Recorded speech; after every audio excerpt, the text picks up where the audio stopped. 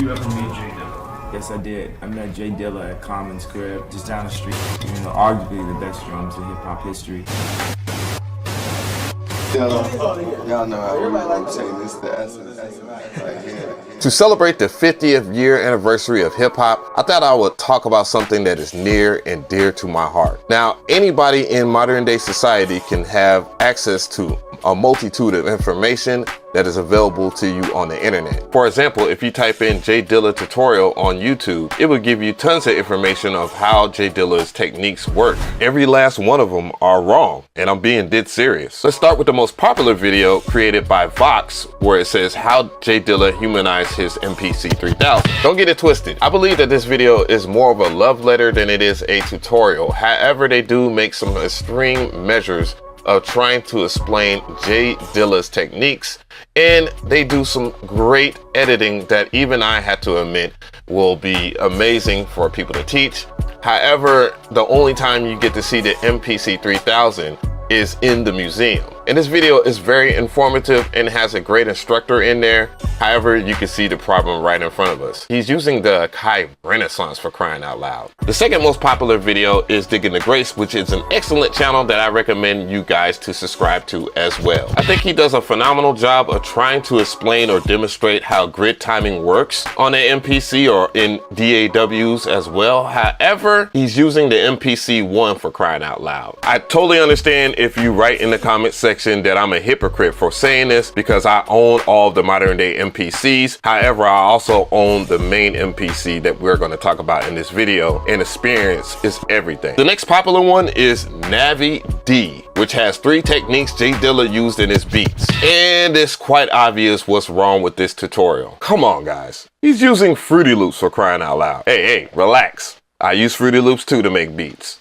It's okay. You're okay with me, FL gang. Calm down in the comment section. Don't get it twisted. Navi D did a phenomenal job of explaining how you could get Dilla timing inside of FL Studio. However, FL Studio is incapable of doing this. Trust me, as someone that has experience with the 3000, it's just not possible. And I've tried, and it's not swing or moving your grid over. Coincidentally, there is a phenomenal tutorial by Slink. And in his tutorial, he shows you how to get that Dilla swing by changing the grid inside of Ableton Live. And guess what? He's actually right, a little bit. Let me explain. In Ableton Live, you have the ability to put in an instrument and then change the grid, which is represented at the bottom right of the screen. By default, it is at 1/16, which is similar to all of the MPCs or any other groove box on the market. By pressing Control on Windows or Command +1 on a Apple computer, you can change the grid. And as you can see, I'm going up to 1/28, 1/64, 1/32, 1/16, or 1/8, or 1/4. And if you look at the grid, you can see that it changes every single time that I go up or down to change the grid. So how is this even related to any of this Dilla time that we always hear about? Well, allow me to show you. On the MPC 3000, the MIDI clock is very unique. Let's start out by going to timing correct. And I'll show you right over here where it is in 1/16, which is normal. Just like I showed you in Ableton, and you have access to swing, shift, and a shift timing later. So we're gonna keep it on later.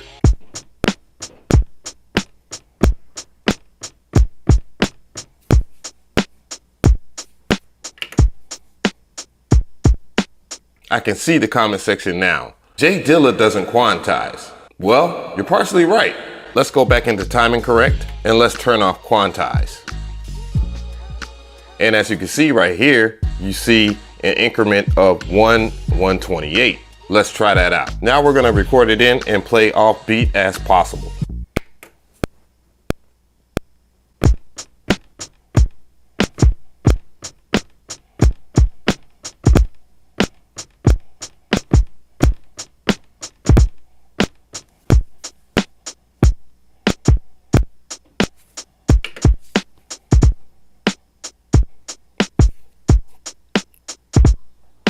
Nope, your ears are not fooling you. The MPC 3000 is unique like that. So when you turn the note off, it's still in 1/128. Instead of playing the exact same thing that you played, it will lock into that grid, just like I showed you in Ableton Live. And that is the unique thing about the MPC 3000 is that swing. Speaking of swing, let's observe that. Did he swing if he was doing it unquantized? Just another quick look at the MPC 3000's timing correct options.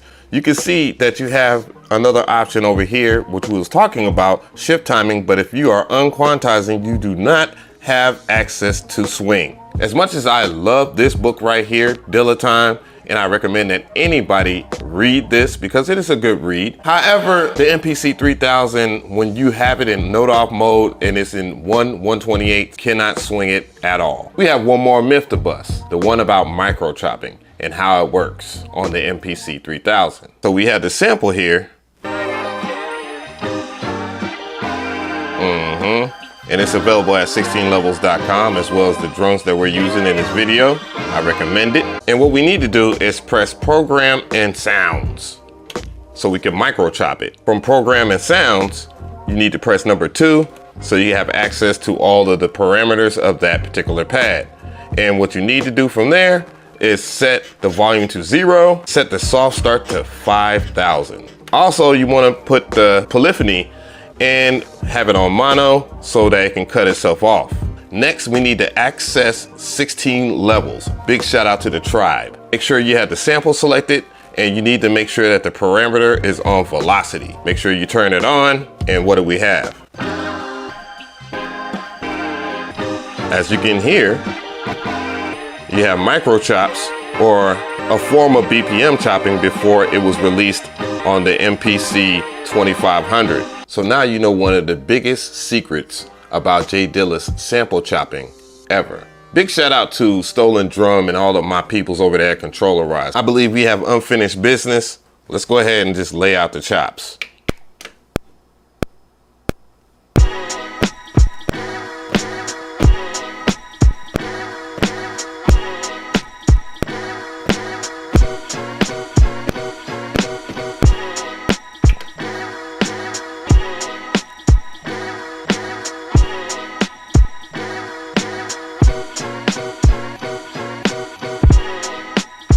Go ahead and put a little double in there.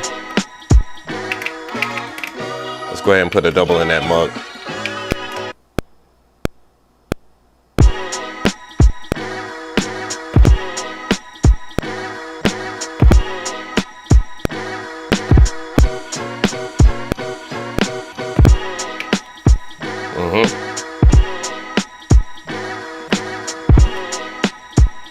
And there you go. It is worth mentioning that if you want that kind of micro timing and micro chopping workflow, that the Novation Circuit Rhythm actually embodies that very well.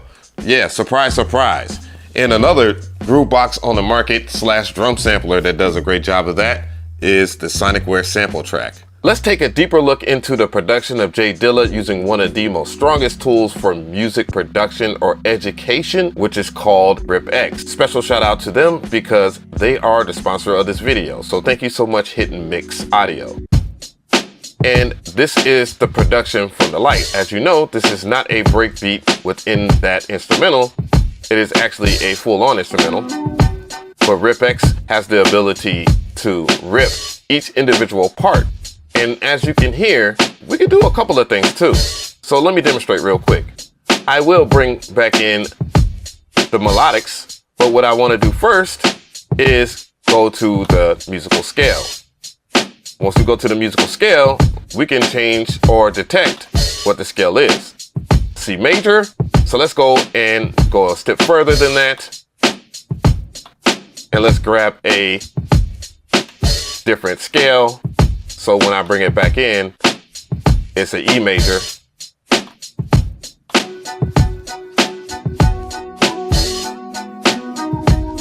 And that is definitely not that, right? So you can see the power of it at hand. E minor is on the deck, but you can change it to anything you want.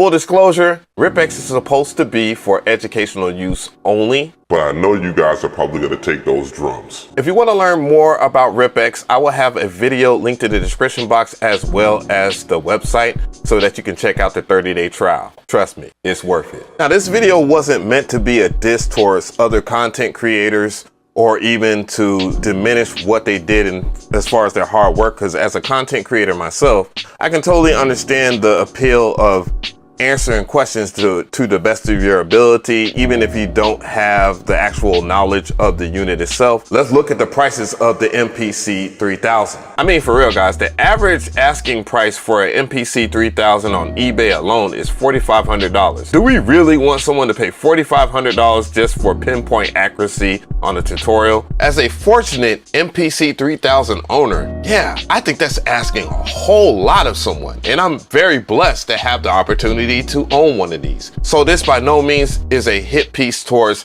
all these great content creators out here. And as a content creator that works really hard too, I appreciate all of the knowledge that was provided by all of them. To the right of me, I have more content for that ass. Make sure that you subscribe. Dilla Time is a pretty good book. I'm not hating on it or anything like that. I think Dan Charnes did his thing, and especially all the people that talk about J Dilla in their own light. Yeah, so support, love, happiness. Let's get more informative on this platform.